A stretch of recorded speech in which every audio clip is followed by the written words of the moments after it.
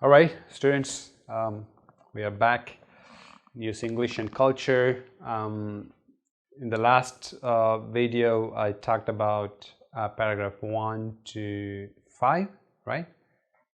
Unit number 1, page number 7, hunger for English lessons, right? Yes.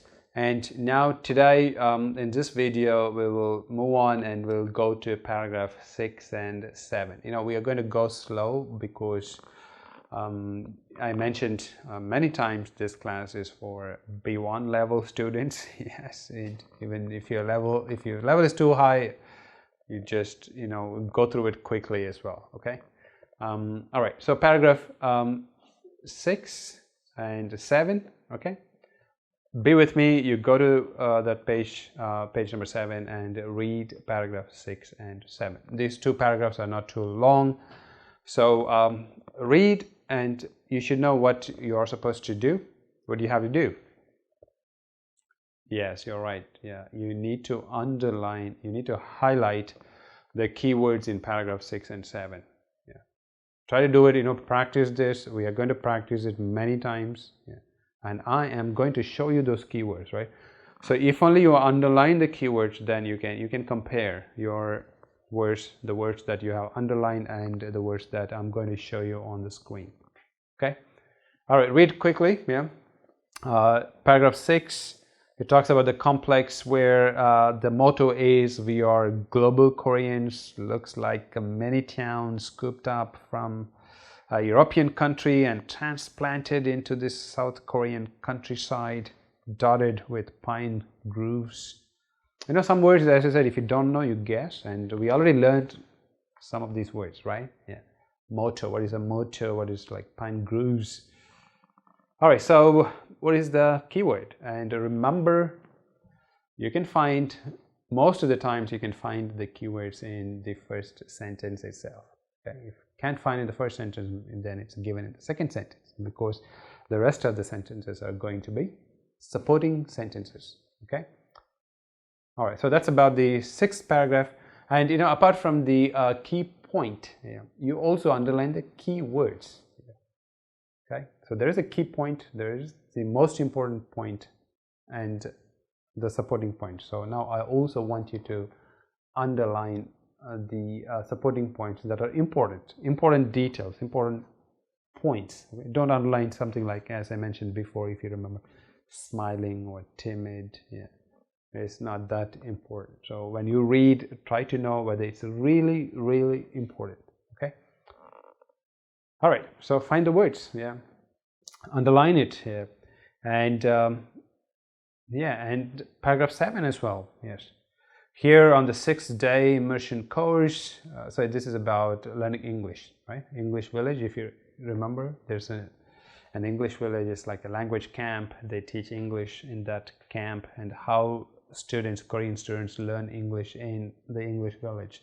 That is the description. That is the explanations are given in paragraph 5, 6, and 7. Okay. So right now you should have these those keywords. Okay, are you ready? Shall we go through the keywords? We can compare, as I said, your keywords and my keywords over here on the screen. Here we go. All right, number 1. Yeah, number 1 is mini town. Yes, that's right. You also saw this word in paragraph 5, English Village, language camp, mini town. See, they use many words, right?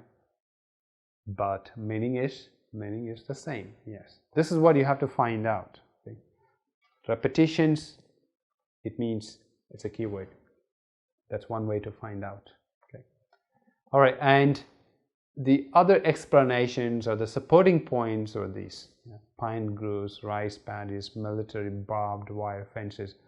You can all put all these 3 or 4 words into just one category. There are some explanations about the village. What kind of village? What do you have in the village? Yeah. What can you see in the village? Yeah. How they created this village. So there are rice paddies in the village. There are pine groves, just like trees that you could see in European countries.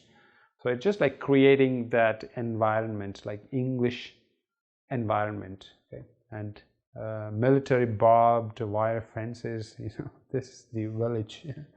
And there is an immigration office. Yeah, see, explanations, right? Like giving examples and try to explain a bit more about what is this English village, what kind of village is it, and what can you see in the village. There's a bookstore. Oh yeah, that's interesting. Yeah, cafeteria. Okay, good. Police officers. So it seems there are language cops. Yeah. So this is just like a town that they created to teach and learn English. Yeah. For Koreans. Yeah. And the most important word, the key word or the key point is the English village or the mini town. Okay. So the mini town is the main point, and then the rest of it or the supporting points. So what kind of mini town? See, you read the paragraph. Okay. You went through these sentences. But right now I have given you the keywords. If you look at the keywords, the whole paragraph might look so easy. Am I right? It's kind of easy, right? Just read a paragraph and you know now, okay, I see. It's about the English village and what you can see in the English village. That's it. Paragraph 6 is over. Okay? And don't worry about, but then the basic English you have to know, like for example, immigration office, I think you should know the meaning of immigration office. Police officers, basic English, right?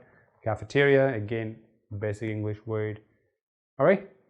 All right, this is one good example. Yeah. Paragraph 6, a very good example for key point, supporting points, or main point, supporting points. I sometimes repeat because I want you to understand. Yeah. All right, here we go. Paragraph 7. Paragraph 7, did you underline the keywords? Yeah, some keywords, right? Just like this one. Key point and supporting points.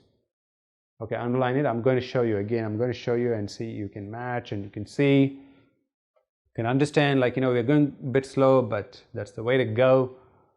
So here, number 7 talks about the first sentence is on a 6-day immersion course, right? That one. 6-day immersion course. So now you should know why I repeat that word. So they talked about the village. What kind of village? Okay, now we have an idea what kind of village and what are they going to do here. So that's paragraph number 7. Here we go. Yeah. Number 7 talks about 6-day immersion course. So there's a course because there's a village. They teach English. It's a language camp, right? So what do they have? They have courses. Of course, they have to have courses, right? They have to have lessons. Yeah. How long is the lesson? 6-day immersion course. So it's just 6 days. Sounds not too many days, but it's still learning English. Yeah.